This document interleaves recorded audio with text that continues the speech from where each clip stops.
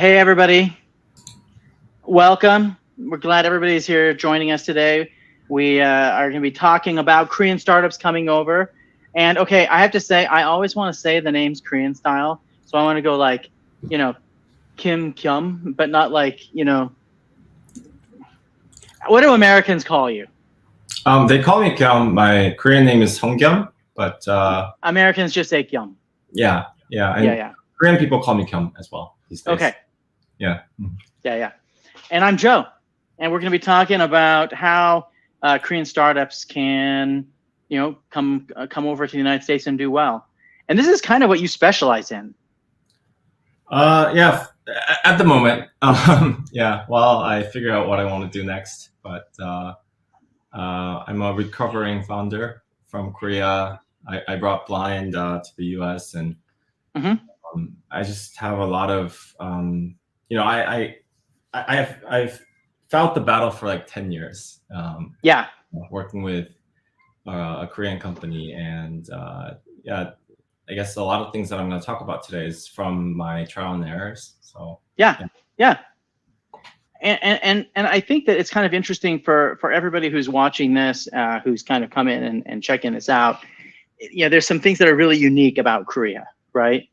And that are going to be themes that we're going to see in this. I'm going to warn people, like there may be Korean words used, and maybe we can go back on this later and put what they mean in English, because I'm a Korean speaker and I've spent a lot of time in Korea, and I'm really familiar with Korean culture and customs. And oh my gosh, I freaking love Korea. Like I unabashedly love Korea, and I think it's just wonderful. It's one of my favorite places in the world. And so if we can help some Korean startups to figure out how to do well in the US tonight, I think that'll be good. And I want people to kind of come into this with a real open mind, because we're going to say some things that I know some people might be offended by, but there's no need to take offense, okay?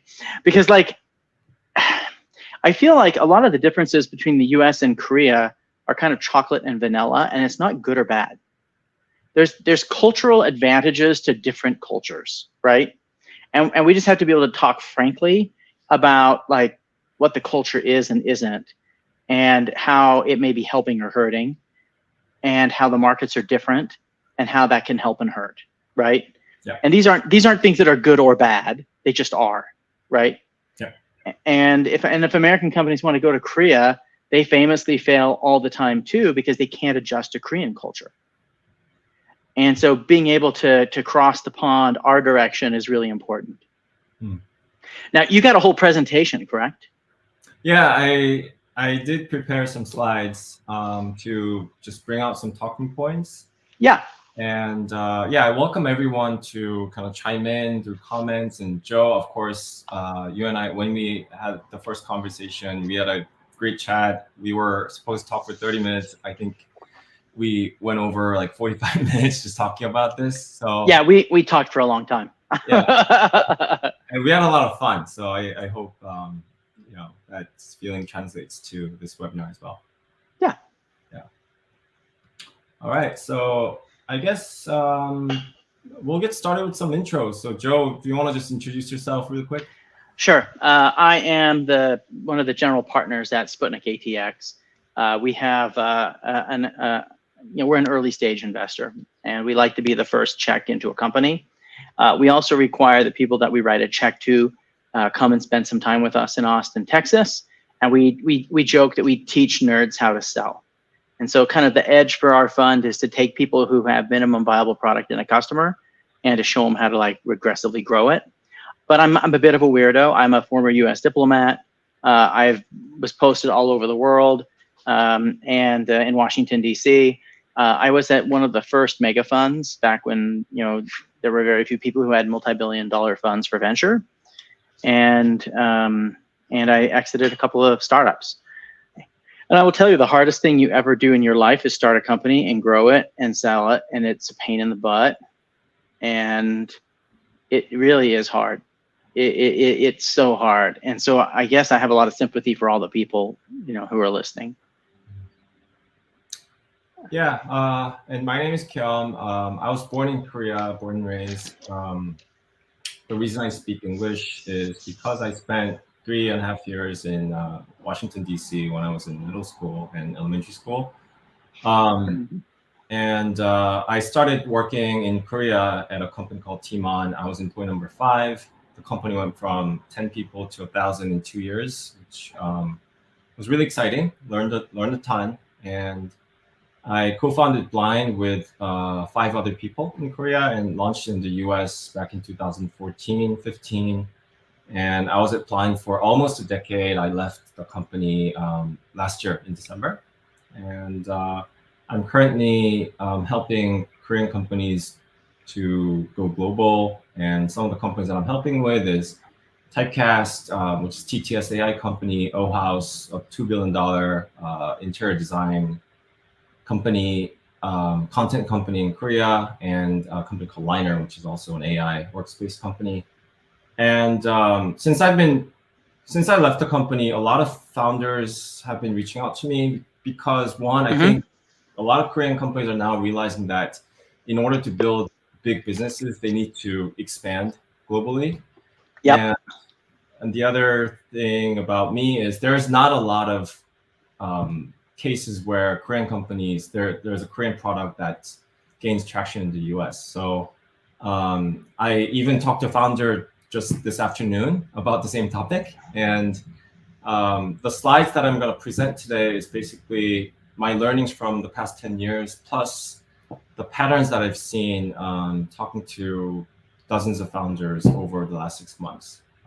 And I was really excited to meet Joe because it's really rare for a Korean person to meet someone like Joe who understands the Korean culture, who can kind of speak the same language, and also in Austin, which is one of the most exciting places for startups right now. So yeah, really looking forward to the conversation today. But just remember, 쥐꼬리만큼만 알아요. Okay. No, that's just like a joke, because like obviously if you know that, then it's not so much a 쥐꼬리만큼. But I digress. So yeah, so Joe's gonna insert some Korean into the webinar, as you can see. So we can score his Korean at the end of the webinar. Okay. Yeah. So how about we get started? So I meet a lot of founders, and there are certain things that, I mean, Korean people are very smart, diligent people. I'm Korean myself, so I'm really proud of my country, and we're really proud of all the accomplishments over the last few decades. The first thing that I think we gotta be very self-conscious of is that Korea is a very, very unique market. It's probably the only market with these 3 qualities. The first one is Korea is a very homogeneous country. So if you go to Seoul, you meet 99% Koreans, and you talking Korean to a random person on the street, they will speak. I think you're being generous when you say 99%. I think it's like 99.99%, because like frankly, when you go to Korea, and you know, there's not like immigration, right? Right, and so you have a really strong Confucian culture. Yeah. Right. And then again, like you say, everybody lives in Seoul, or they want to move to Seoul, right? And it's tough because someone once told me that Korea is the most overly educated market in the world also. Yeah. Where, you know, when you look at just the sheer level of education that every single person has, it makes an extremely technologically sophisticated user base that you don't have in any other country in the world. Yeah. And so if you're developing something for Korea, having high technological sophistication is a plus. Whereas in other markets, that might be a big ding. And again, homogeneous, right? And it's so, when everybody's the same, it's really tough. And trying to be the same, right? Huge pressure to conform. Yep. Yeah. So what I've noticed is that because of these qualities of the uniqueness of the market, which probably is, we're the only market that has these qualities.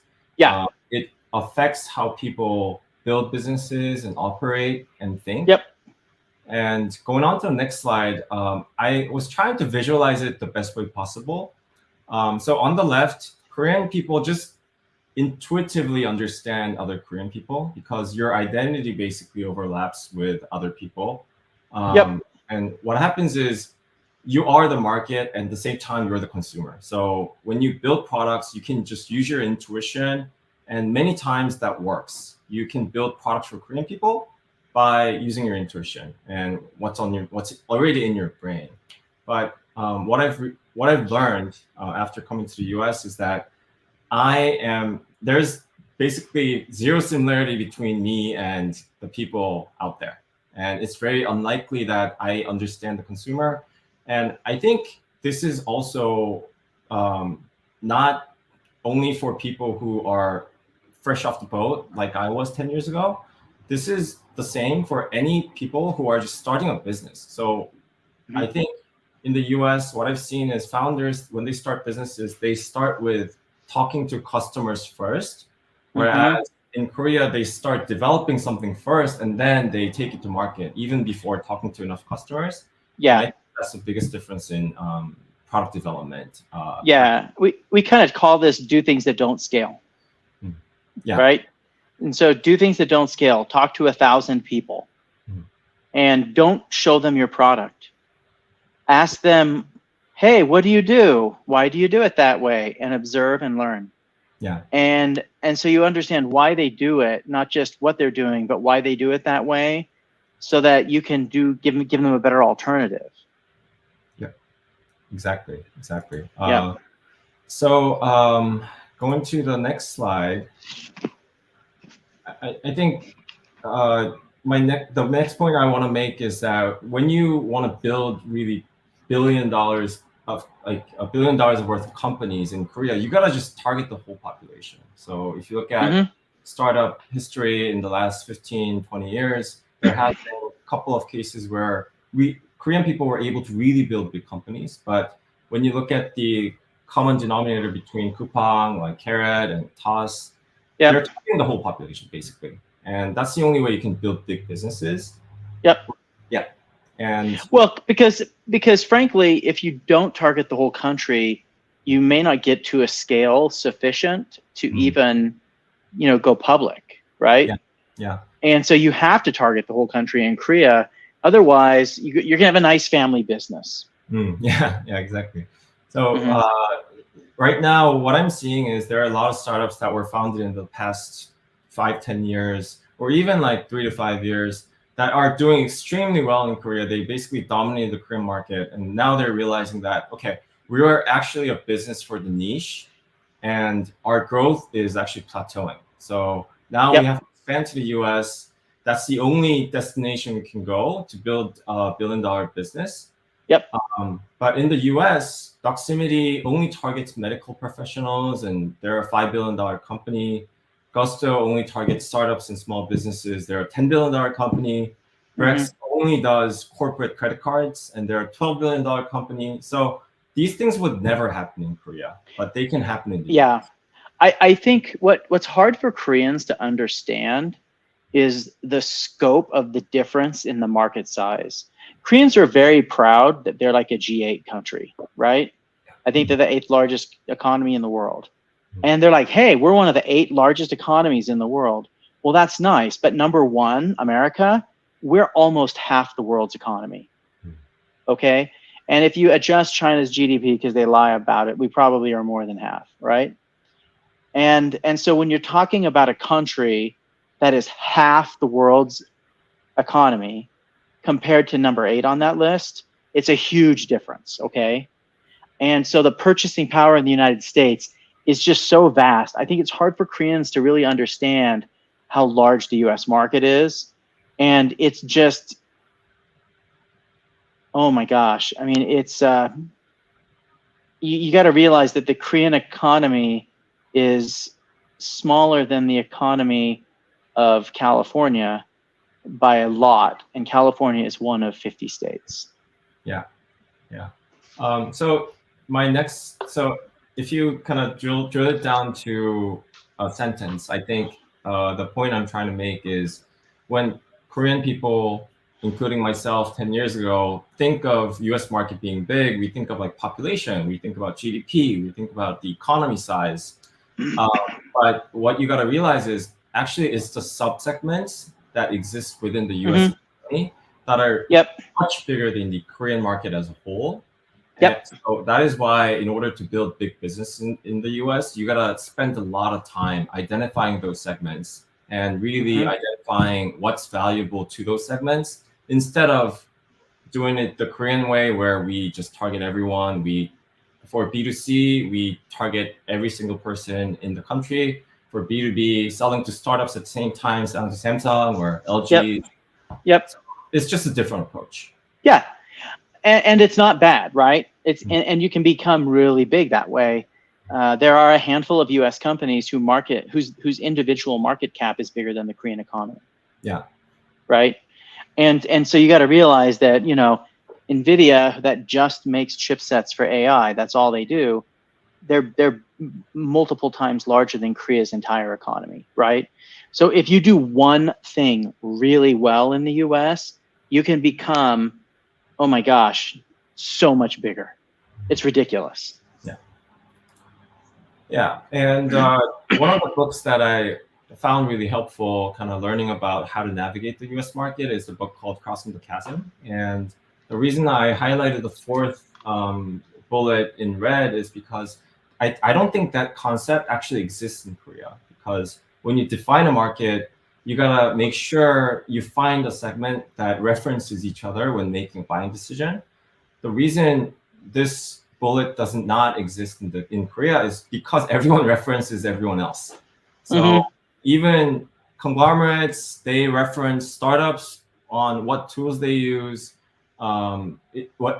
whether you live in Seoul, whether you live in different cities or different regions, whether you have different tastes, they all refer to each other. So one of the interesting things that I discovered 2 months ago when I visited Korea is I was on a subway and there were like 7 women in their 20s right next to me sitting in different seats.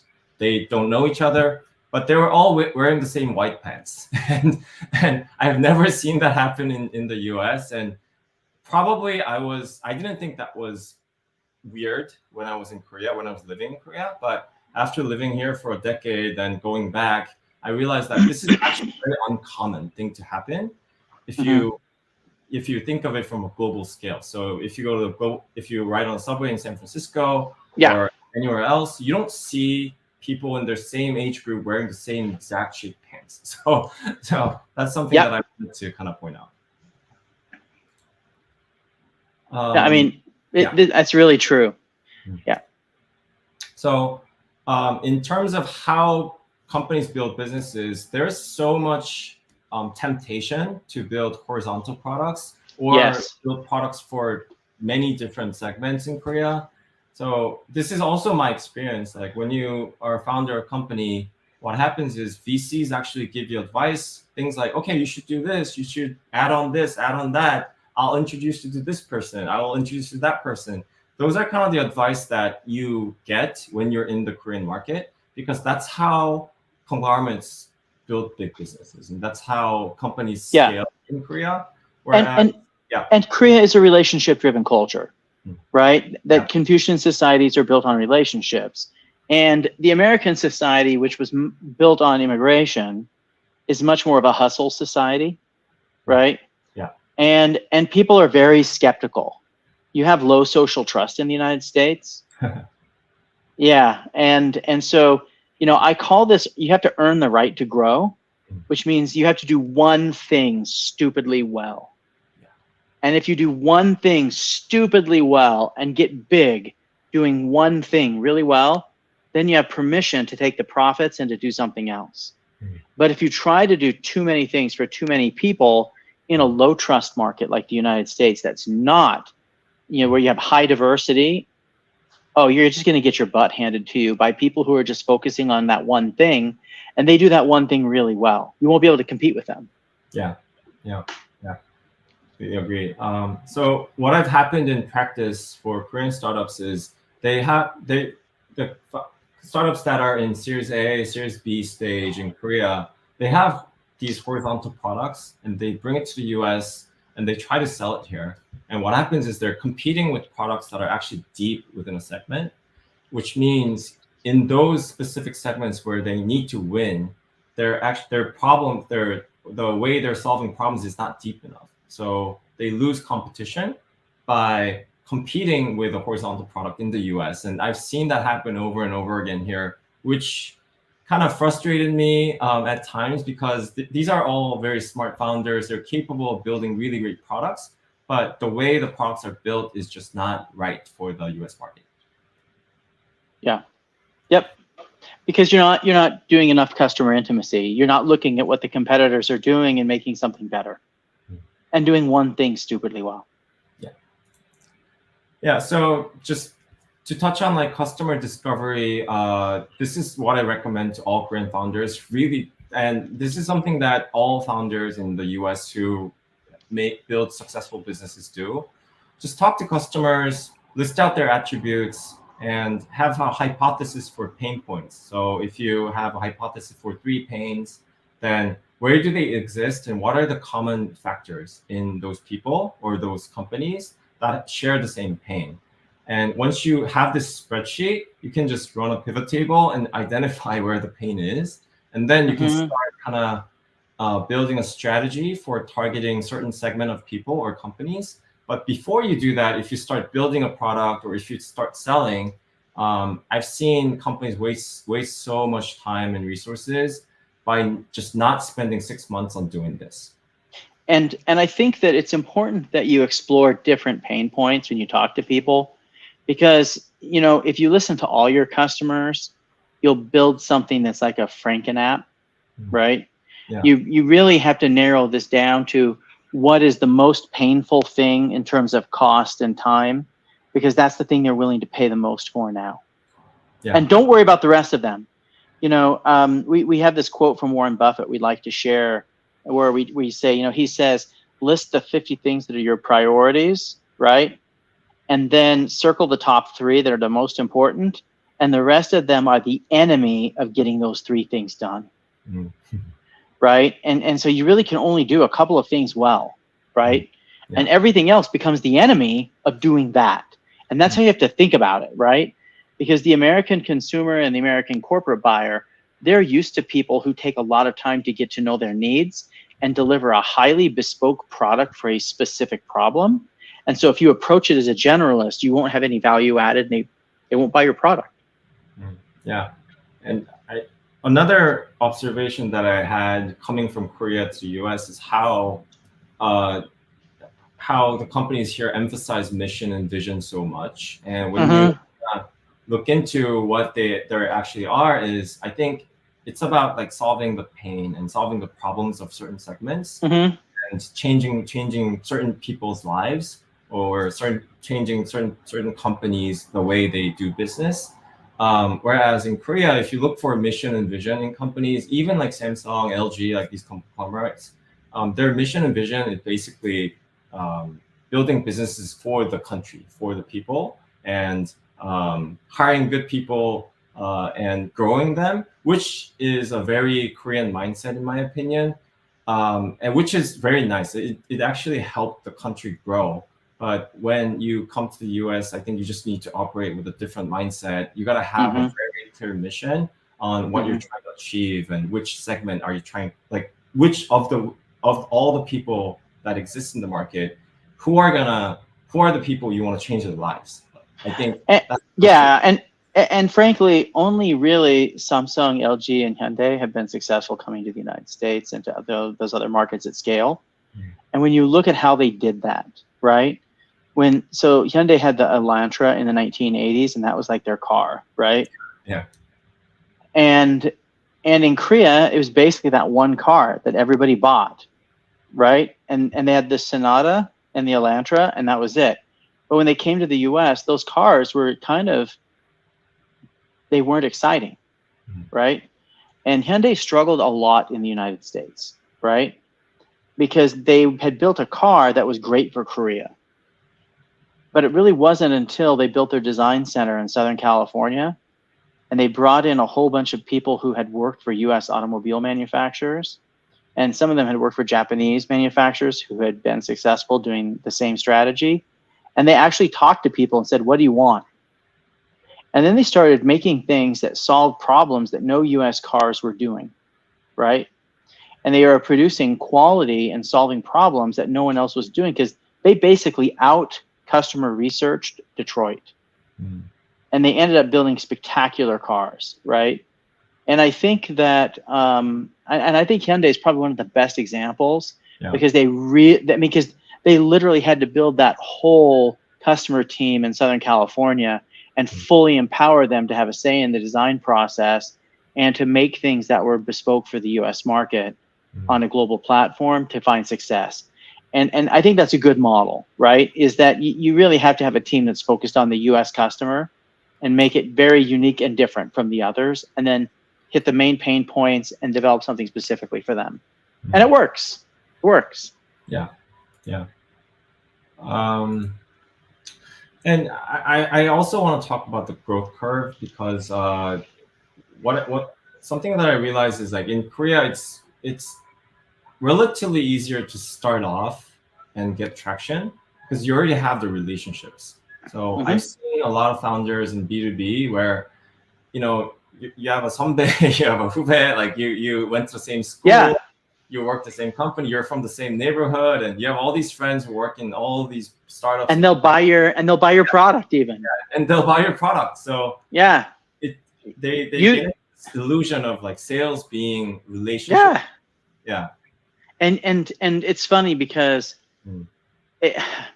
this is actually a problem for founders everywhere, I think, where they expect their VCs to make a lot of quality introductions that then they'll be able to turn into revenue. And it's like, no. I have to.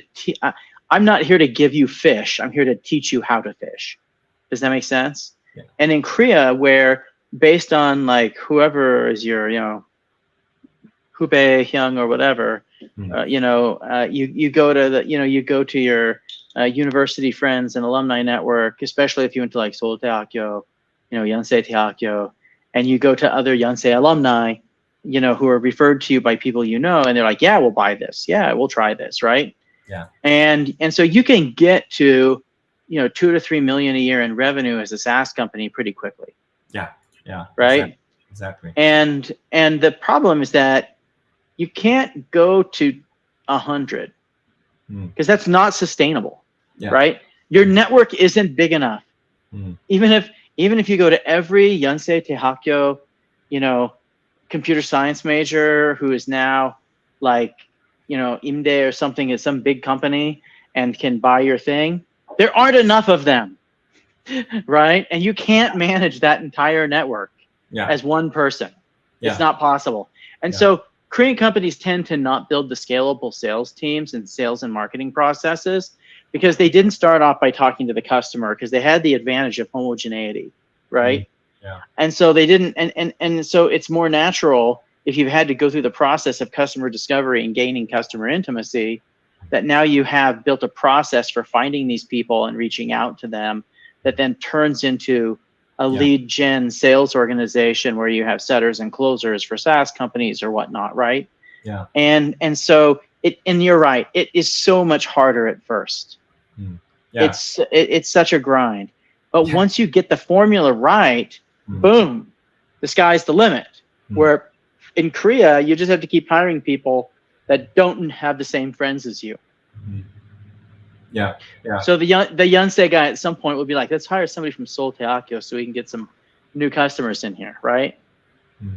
And, like, there's no process for customer acquisition. Yeah, and so what I've learned coming to the US is startups here just spend a lot of time with no traction. They do a lot of customer discovery.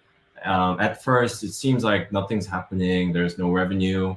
But at the end of the day, once they find the right segment and they identify the pain and they build the right product, you have an opportunity to really grow exponentially. Whereas in Korea, everything's kind of linear and incremental. And one of the things that are actually happening here is when you look at the blue graph, you are actually getting more and more horizontal because you have that alumni network in big companies, small companies, everywhere. So you're actually solving too many problems, and it's just incremental growth and incremental addition of different problems that you're solving. Yeah, it's the law of diminishing returns. Yeah. Yep. You know, what's interesting too, I think, is like this notion that, when you do this in Korea, you can have a business that by Korean standards is very successful, but by global standards isn't. And I think a part of this too is helping Korean founders to realize that creating a $50 million revenue company, which in Korea would be amazing, right? In America, those are like our okay companies, right? Like that's not success for a VC. It's okay, and there'll be an exit there, but that's a disappointment to a US VC. US VCs, when I see you get to 200 million in revenue, so that there's a unicorn there, right? You have a multi-billion-dollar company that you're building. And so I think that even the ambition of the US startup is higher. And it would be worth Korean founders to think about, like, hey, what would my company look like if I was to have a process to get me to 200, 300 million in revenue? And that's very different than a $50 million company. And so I illustrated where like a different chart where most of the kind of Series A companies, Series B companies fit in. So they start building this incremental traction in Korea very quickly. So they can get to a couple $1 million of revenue. And then what happens is they think about going global. So they come to the US, they either send someone, they hire someone. And what happens is, because everyone's already accustomed to building horizontal products and they're accustomed to building incremental growth, you got to actually kind of reset your company and start over in the US market. But what happens is they fail to kind of prioritize the red chart over the blue. So that's when most of the conflicts happen, because from the Korean team's standpoint, the US team's just wasting time. There's no kind of progress, and they're just wasting a lot of time. They're just doing a lot of market research, and there's no just progress from the surface. But what actually needs to happen is the whole team kind of needs to transition into the global mode at some point. And it has to happen like as quick as possible. It's interesting because like people look at Facebook and they're like, wow, that company exploded so fast. But I want to say it wasn't until year 7 or 8 that he had 1 million users. Right? And so if you think about it, 8 years to get 1 million users, right? And in a market the size of the United States, where you have 350 million people, like why did it take him 8 years to get 1 million users, which is literally 0.3% of the market? Less than that, probably like 0.25% of the market. It took him 8 years to get 0.25% of the market because he had to have the product right before he scaled it. You don't want to have a rocket take off with the engines not working right. You have a lot more to lose in the US market if you try to scale before you have product market fit. Yeah. And there's a lot of examples of companies that raised a lot of money and they really didn't have product market fit in the US too, where people fell in love with their story and they kept throwing money at them and they were never profitable, right? And so there's a way here that you can have the Korean path of profitability and still do the American way of good, solid product research. You're just gonna have to invest more to get that beachhead. Yeah. So at Blind, I certainly went through this stage, and even for Blind, the US MAU is still lower than the Korean MAU, and I think this is a really painful period. This time frame where it's highlighted in pink. You have to change the culture. You have to change the way you're doing business. You have to kind of give up on that incremental growth. That seems so easy. You got to convince the team. A lot of miscommunications happen. A lot of disagreements happen. But in order to just get to a global scale, I think you just have to do it, which kind of leads to my next slide, which is, if you want to be successful in the US, there needs to be a person who can do 0 to 1, because you're basically starting over, and it's a long-term game. So you got to have the motivation, and you got to be able to make decisions when you meet customers. You got to be able to, give them what they want. You got to make decisions on whether you're gonna customize for this customer or not, or you gotta negotiate on pricing, and you gotta have the right vision. So you gotta be really set on the vision on building a global company. And the person who has all 4 is the CEO, and only the CEO. And I was the co-founder at Blind, and I was able to do 0 to 1 pretty well. And I had the motivation. I sometimes have to ask the CEO a lot of questions in order to get approval. And in terms of vision, that was not my job. So the CEO had to make the call. And a lot of Korean companies actually send a key employee or even do a local hire, which often fails because they're not able to do these 4 things well. Especially the local hires, they have no motivation to really do this. Yeah. And I'll tell you something else. We tell all of our companies, when you're at an early stage, your first, I'd say, 6 to 8 employees all have to have CEO skills, because they got to be able to be good at everything. You really have to be able to say, because again, the market is so big, it's so dynamic. Those first 4 or 5 employees, they really have to be generalists and good at everything, because if you have to direct every little thing they do Korean style, Confucian style, you won't be discovering anything, because they're all going to be trying to please the CEO, right? And I remember doing market research in Korea, and it was really interesting because you'd ask people questions, and they would kind of say, well, what do you want me to say? Right? Like, help me to know what the answer is that you're looking for. And that never happens in America. No one is trying to think, well, what does that guy want? No, they just tell you what they think.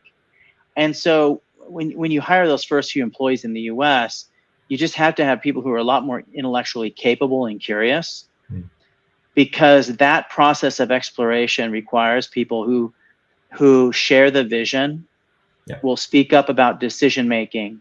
They're highly motivated. We say you want missionaries, not mercenaries, right? And it's almost better to pay less to get people who really care about what you're trying to do, because it matters to them. And then if you have those people and those first employees when you're just starting, then I think you have a shot at being successful. Now, they may not make it in the long run, because as you get bigger and you create processes, people who are just generalists and super creative, they may not fit in anymore. And that's okay, right? Like in the US, firing your friend that you started the company with is kind of common. And in Korea, I think it's almost impossible, right? Socially. But in America, almost every startup, at some point you have to fire your co-founder, because the general skills you don't need anymore. You need someone who can specialize as you get bigger. And so it's it's different. I think it's funny because when Koreans go and they work in American startups, I've noticed that they'll be like asking the CEO, like, what do you want me to do? What do you want me to do? What do you want me to do? And American startup CEOs are frustrated, like, figure it out. Right? Just go figure it out. Like, stop asking me. And so it's a very different culture when you first start. I would almost say Hyundai spent millions of dollars to figure this out, right? And after they spent millions of dollars, they finally just hired Americans and trusted them. Yeah. It's very difficult for Koreans to do both. And if they are, there can be people like you that went to high school in the US and college in the US, and they're encultured in both cultures. Yeah. So I think the companies that have a chance in the US market is when the CEO actually commits to building global companies, and they can actually make bold changes. And as you said, you need to make really hard decisions on people, the culture, and there's a lot of things to just give up that seems like low-hanging fruit at the time, but which will hurt you along the way if you don't make the changes fast enough. Yep. So, and a lot of people ask me about conflicts, like why do conflicts happen? How do we kind of mitigate them? And if I had an easy way to talk about it, I think conflicts happen because of the different inputs, because the people here are getting inputs from a different environment, and people in Korea are getting inputs from there. So I did talk about kind of inputs from the VC or your advisors in Korea versus people here. You're just hearing two different things. And I think a lot of people kind of overestimate their ability to have logical discussions about this. But I think they're kind of underestimate the effects of the environment on how they think and how they make decisions. So my conclusion here is that the only way to kind of be in sync is making time to sync more and spending time with the customers and spending time in the same market together. So there are some things I can do. For example, you can bring the Korea team over and spend a few weeks here together along with the customers and meet the customers together. And now you kind of discover things like, okay, from the data, you are seeing this user is an active user, but when you actually meet the user, that person might be very lukewarm, or they might be disappointed. And you start seeing these very rich insights about the customer and the market. And those things actually impact your decision-making process. And at Blind, trust me, we did a lot of Zoom calls. We did a lot of calls, and I try to deliver a lot of these things back and forth. And probably I came short on some things, and Korea team as well.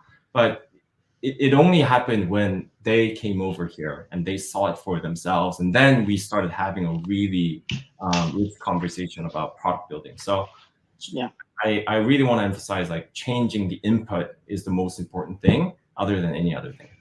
You talked a little about vision before.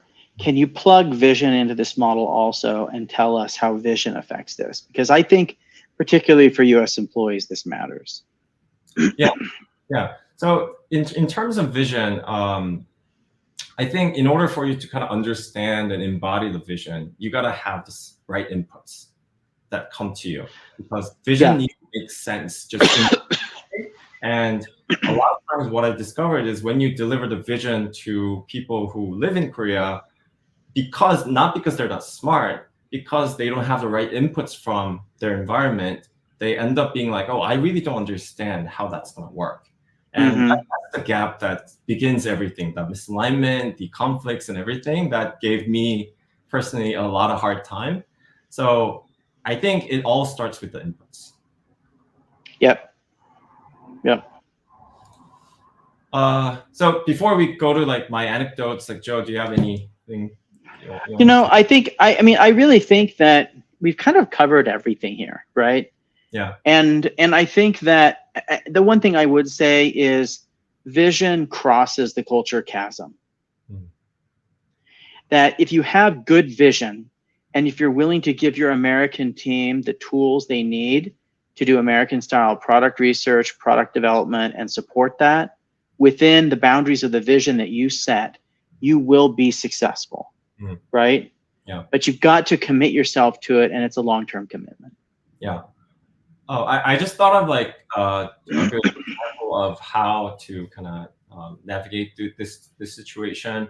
One of the companies that I'm advising, what they started doing a few months back is they started sending a couple employees in batches to the US. And what happens is they meet the customers together, and then when they go back to Korea, they kind of spread the vision alignment like a virus, because when you come to the Bay, there's nothing that you can do. Like it's a very boring place to live. So you can only work here, and if you're stuck with your coworkers for couple weeks and you're meeting customers together, you get aligned. There's no choice not to get aligned. Yeah. And I think that goes both ways. Yeah. Send some of your American team to Korea and your Korean team to America, and then and let them work there for a little bit, and then go, oh, this is different. Yeah. And then they come back. Yeah. And they're like, oh my gosh, I was over there.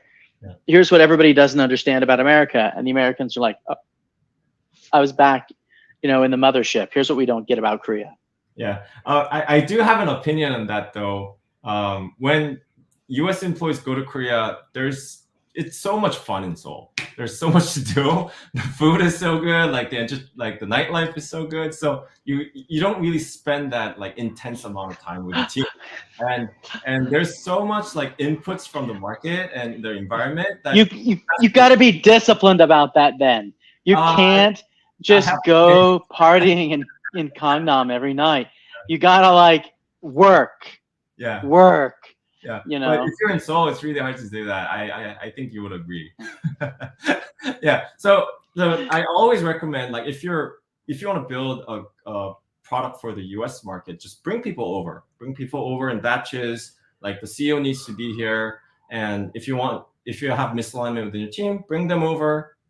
And have Korean people wake up early so you can like have more time to sync, and just meet the customers together. And that company that I just talked about, they're actually doing user interviews, customer interviews in Korea as well. So they built it into a practice, and things got much better. So I'm really proud of that team.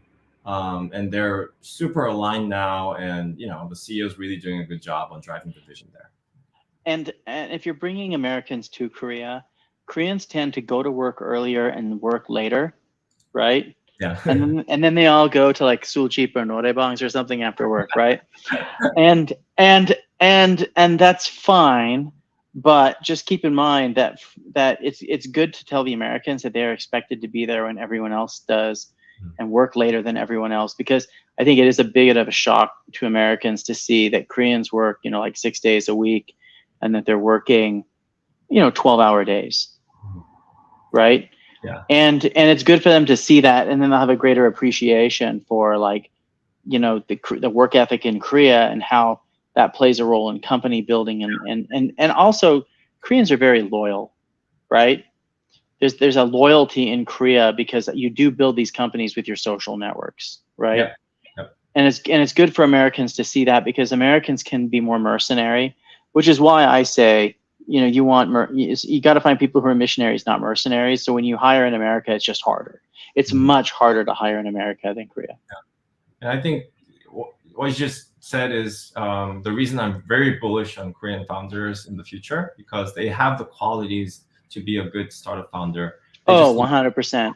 Yeah, they just need to change the mindset, and they just need to change the way they operate, and kind of Yep. understand that they were built in a market that's very unique.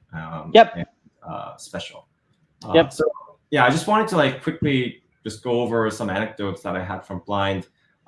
These were all kind of, we had a lot of like articles in Korea from the press writing about the Blind expansion story. And we always talked about parties. Like, we had a lot of parties with Amazon employees because we had to build a network. We had to make friends, and they became our seed users. And I just wanted to get a little bit deeper into what happened when we were actually doing these networks. So because we were spending so much time with Amazon employees in our houses, like I was cooking for them, I was like grilling for them, and I was buying them drinks, coffee. What happened at the end of the day is we actually ended up having more information that they needed than the Amazon, Microsoft employees themselves. So what happened was these Amazon employees were coming to me to ask for career advice or asking for salary negotiation advice.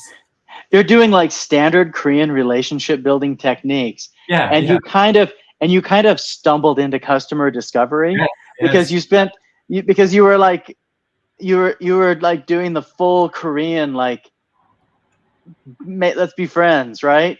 Yeah. And then in the process, you learned everything about their company. So you ended up doing the customer intimacy and learning about them. You didn't think about it that way. It was just a bunch of parties. Yeah. So we didn't know at the time. Our goal was to just build a network of 100 people who can join the app on day one. Yeah. And trust us enough to give up their work email and sign up on Blind.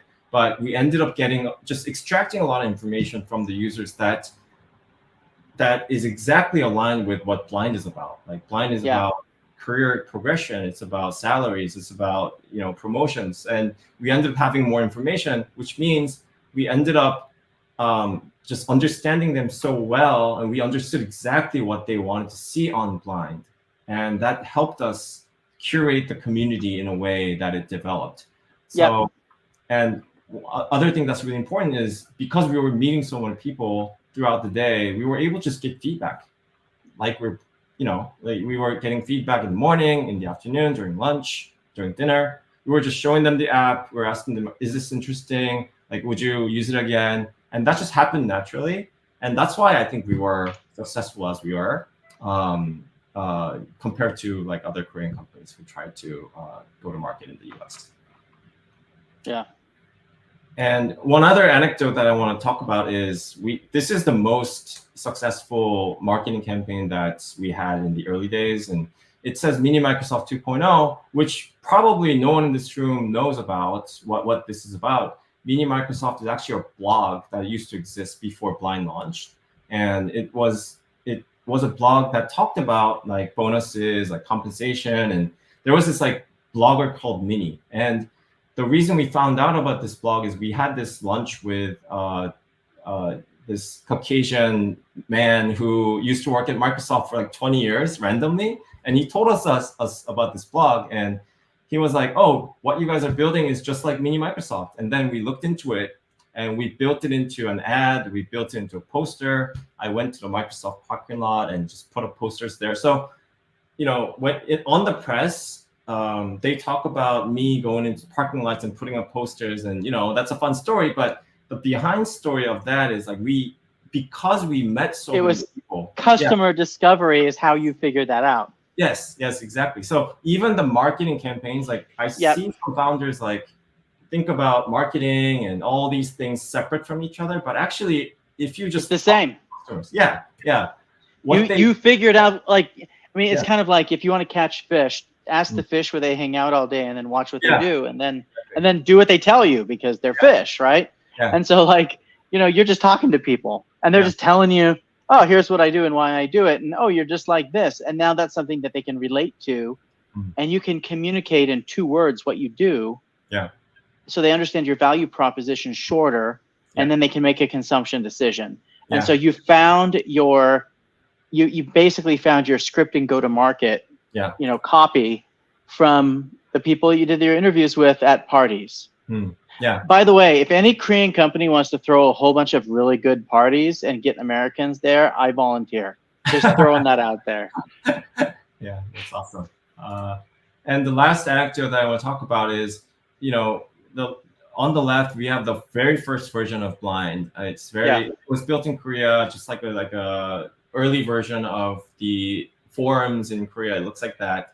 We heard a lot of feedback. We heard a lot of people talk about how the UI is not US centric and all that stuff. So what we did was we actually brought a team of designers, engineers, and PMs to the US, and we introduced because they didn't speak much English, we introduced them to every single Korean tech worker that we knew in the Bay. And we did that for like 2 weeks. And then they went back and built a product. And that was by far the most successful product launch we had at Blind.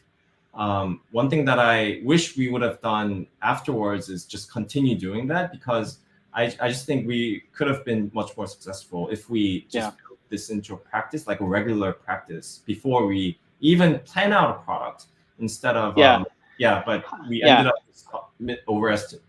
Let me ask you, how many people did you talk to? Just numbers wise. Like we talked like 50 people. Yeah. So you had 50 reference points just on the user interface. Yeah, because I was throwing parties in the Bay as well. I was talking to Meta employees, Google employees. So we had a lot of people that we just knew. So if you could summarize a general difference between the Korean user interface and the American user interface and how it relates to some of the things we've been talking about, what are some of the key differences you learned?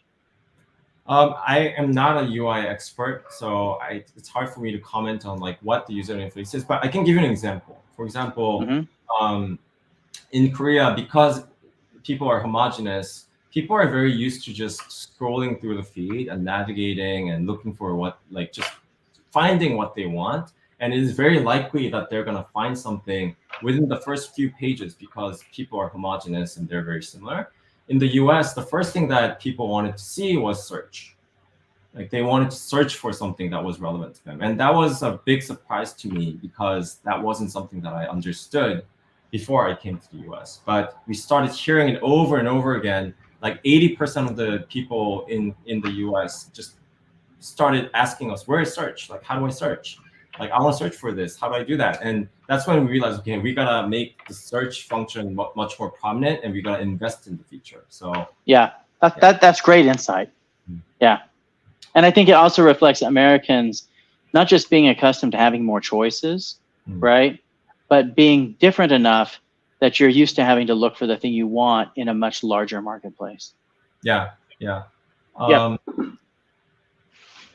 and yeah, I was gonna say something about banking. So like these are all the slides that I prepared. I think we're just going into the hour, but I'd be happy to questions. For Joe, for me, anyone else. Any questions in the just put them in the chat, I guess. Yeah.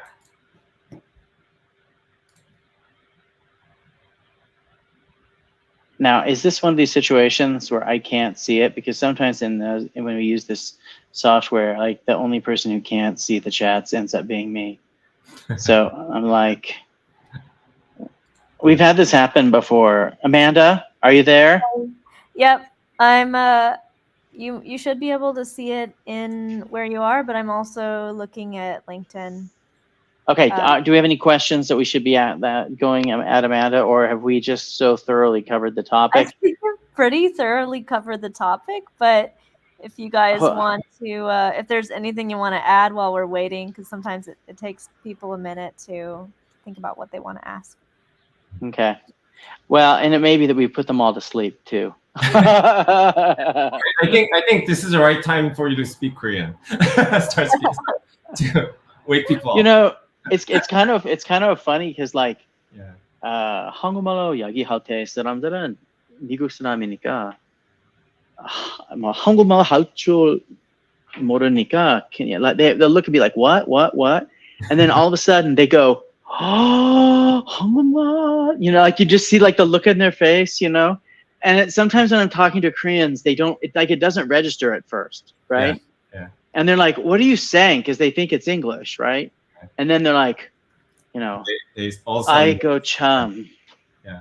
And then it's always like, 한국말 어떻게 배웠? You know, 어떻게 배우셨어요? And it's like long conversation about living in Korea. Yeah. I do think we have a question though. So we got a question from Jessica. Yeah.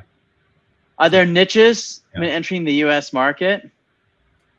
The U.S. market is a sea of niches. It's a sea of niches.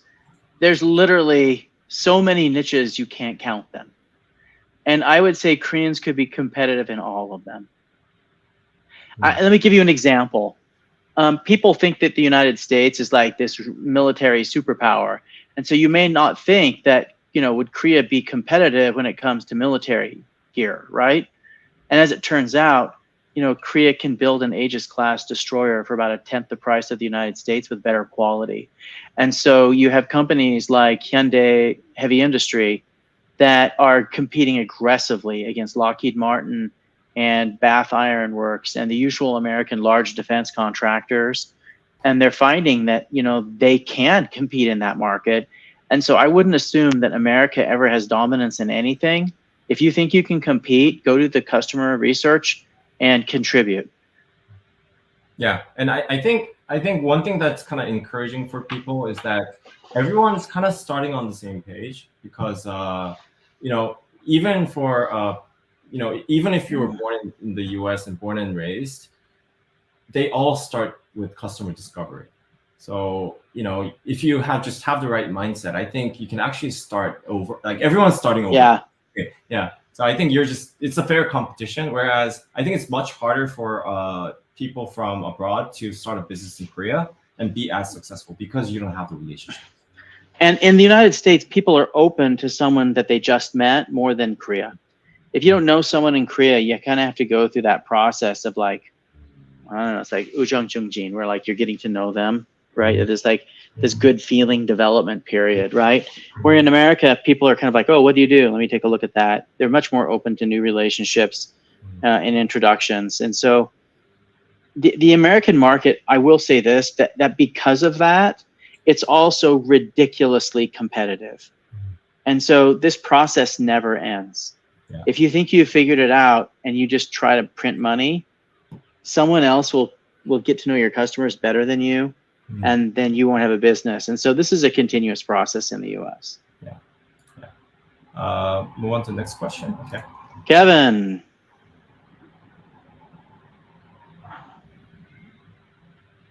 Oh yeah, people do no-code tools all the time in the US. Yeah, I'd say most of the people that we work with are using no-code for their MVP, because you don't want to invest a ton of time until you know that there's real demand for the thing, right? And you can do an 80% solution with good customer discovery, and then code, hard code the product that would be more scalable as you grow. And I think that's a part of why it's so slow in America at the beginning, is because the people are thinking, they're like, oh, don't invest as much in technology, invest more in marketing. Yeah, I do have a thought about this, and I tell this to a lot of Korean founders, is that people ask me, like, why is SaaS market so big in the US? And the biggest reason that I can think of is because the cost of hiring someone is so high. So if you make someone 20% more efficient in the US, that has much higher value than Korea. I'm going to have a little bit of a disagreement with you there. I think that the reason why SaaS does so well in the US is because American companies are willing to buy SaaS. Yeah. And in Korea, where 40% of the market is Samsung, if you develop a SaaS product and it works, Samsung will just develop it internally. They won't buy your product. Yeah, yeah. I think I think that's hard, because and I think the SaaS market in the United States is so much bigger, and companies in the US don't want to build their own tool. Even Microsoft buys tons of SaaS products. They don't build them all themselves internally. But in the Korean market, when you're 40% of the market at Samsung, why would you buy a SaaS product? You're 40% of the domestic market for that SaaS product. Just build your own tool and save yourself the money, right? And so I do think it's just harder in Korea, because the number of customers you have is highly, highly concentrated, and the biggest one will never buy your product. They'll just copy you. Yeah, I think that's a fair point. Just one observation that I had with Korean companies is that because labor is much cheaper in Korea, they often just hire people to do the job instead of buying software, which actually makes more sense internally. So I think you have a fair point. Yes, yes and no, because like the U.S. outsources to the Philippines and other places too, right? I mean, it's yes and no, right? Yeah. And so I would say it's a calculus. I think it's all of the above. Yeah. And they conspire to make it a sucky market for SaaS in Korea. Yeah. Moving on to the next question. Move your headquarters to the U.S.? No. Why would you do that? Good U.S. VCs don't care where you're headquartered. Yeah. As long as you could be a Delaware C corporation and have your headquarters in Korea. What they really want to see is, that if you're getting money from a U.S. VC, a U.S. VC is only going to give you money if they're comfortable with Korea, whether you put your headquarters in the U.S. or not. And so you really have to find American VCs that know Korea, and they're out there. You can go to Crunchbase and you can sort for VCs that make investments in Korea, and that's them. That's your group. That's your tribe. When you go outside of that group, no one's going to write you a check, because they don't want to underwrite international risk that they're unfamiliar with. And I wouldn't move your headquarters, not at all. Your headquarters is what makes you special, right? And the most successful Korean companies in the United States, their headquarters are all in Korea. Yeah, I think like there's an overemphasis on like whether to flip, like where the headquarters should be and things like that. But when you have like traction, people come, like VCs will come to you and they will invest in you no matter. Give the American team autonomy, right? But don't let the tail wag the dog, so to speak, right? And you're right. If you're printing money hand over fist, American VCs will come running to you to offer you checks. From the US or Korea? Oh. I think you get funding from the people who offer you the best deal with the least amount of hair on the deal, board seats, control rights to the next round. Go with the best price. Take funding. Whoever gives you the cheapest money, that's your winner. I mean, and cheap could also mean value add. Some investors have experience in your sector and they can really help you. You got to factor that in as like a part of the money too, I think. But frankly, you know, I know some Korean VCs that, you know, like Kavik is like their LP, and you know, and they're good. They're very good. I know some of the GPs, they've done a good job of helping some companies come to the United States. This is hard for them too. And a lot of the better Korean VCs, they have relationships with VCs like me in the US, and they come to us and say, hey, want to put some money in and we can work together. And so, I mean, just be smart about this. Yeah, in terms of funding, like if you have already existing traction in Korea, and when you pitch to VCs in the US without traction here, you're basically raising a round that's stages ahead of what the US VC sees. So it's really challenging for you to kind of catch up. So from a US VC standpoint, you're a seed stage company, but you're a Series A, Series B company in Korea. And that actually makes it really hard to raise from the US, and that makes all the difference. So, you know, unless you're raising from one of the funds that sits in both worlds, where you have a GP, where you have a GP like myself that's comfortable with underwriting country risk. Yeah. So I think it, you know, raising from a US VC, definitely, I think there are VCs that actually help and add a lot of value. Like, for example, for us, like Storm Ventures was extremely helpful to us in terms of developing like the B2B network. But the partner there, Tae, was a Korean American who understood Korea. In Korea. It really depends. But I wouldn't take money from a US fund unless they had someone who is a Korea specialist, such as you or me, right? Someone who's worked in both worlds and understands what they're getting into and can underwrite country and that type of international risk. Yeah.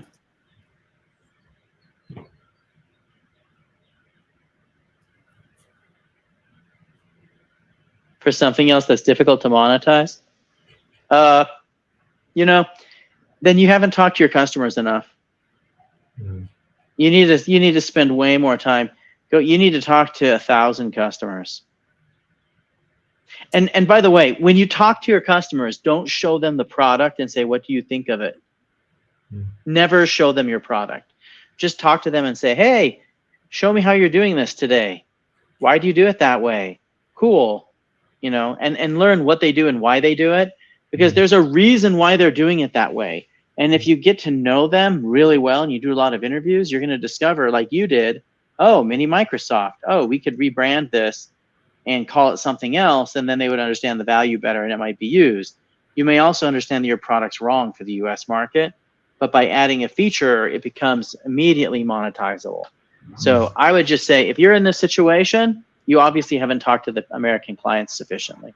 Yeah, and Daniel, he's my friend. Nice to meet you here. I think I would just like to say one thing. You're basically starting over here. Yep. So yeah, you're starting a new business with an existing product, which could mean you are ahead of other people, or you could actually be behind because there's so many things to manage with an existing product. So, you know, it could be a challenge. It could be a blessing or a curse depending on how you operate, but you're just starting over in terms of customer discovery. So that's how I would answer this. Yep. As much as you think you know, you're starting from zero. Yeah. Market. I think this is the same answer, which is you have to talk to the customers. That's how you figure out pricing. That's how you figure out your go-to-market strategy. Again, customer discovery, customer discovery, customer discovery. Because it could be less money, it could be more money. The way you charge money could be different. It could be subscription. It could be, a use-based case. It just, until you talk to the customers, you can't answer that question. Yeah. So one thing, I think this is a question for me. I think one thing that we did that was is giving teams in Korea flexible hours, so they can start work at like 6 a.m., 7 a.m., so they can have more overlap with the US team. So they can huddle on Slack whenever they want to. They can, exchange thoughts, or, just beyond just have more overlap in terms of like working hours. That was one thing. And this company that I'm working with right now, what's effective for them is bringing the Korea team into the customer conversations, and actually having interviews with the US users in Korea, and again, sending people to the US in batches, so they can spend more time with the CEO, the US leader here, who already is kind of embedded in the US market right now, and they can get aligned and go back and kind of spread that alignment within the team. And I think those are the things that I can think of. Yeah. Yep, we're going long. Should we just take like a couple more questions? Yeah, sure. An amazing gifting service in the US.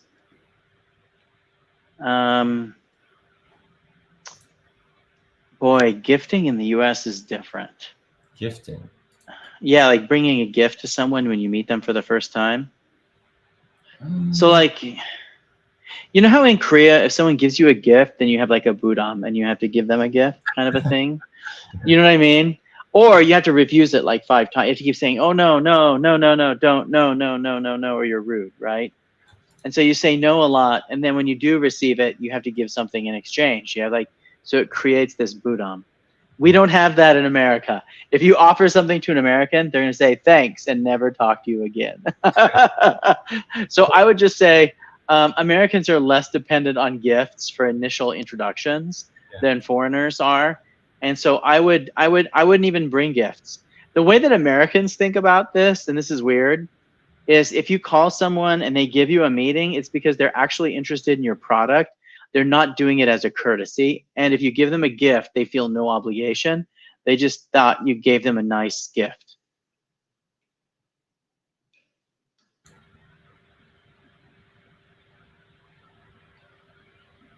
Is that fair, Kyum, what I was just saying? Yeah. I mean, we used to just give people $20 Starbucks gift cards just for courtesy when we were meeting people. And I think, something light is nice. It's just a courtesy. Yeah. But, it's just a courtesy. But don't expect like some sort of like reciprocity or anything, because Americans don't think that way. It's like, hey, thanks, I'll go get some coffee. I met one user that really experienced the value that I'm trying to offer last weekend. I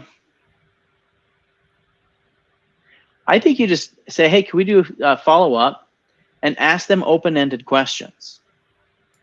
There's a really good book on this called The Mom Test. And I beg people to read The Mom Test. The Mom Test is all about the questions you need to ask. Don't ask leading questions. Don't ask, how do you say it in Korean? Yobu chilmun, right? Is that correct? Yobu chilmun, where it's like yes or no, right? Ask them, why do you do this? How did you learn how to do that? What don't you like about that? Wow. Ask, who, what, where, why, when questions. Yeah. Ask people if they could do anything differently, what would they like done differently, right? If they could wave a magic wand and have a magic technology that would do part of their job, which part of their job would they like that technology to do? And what would success look like?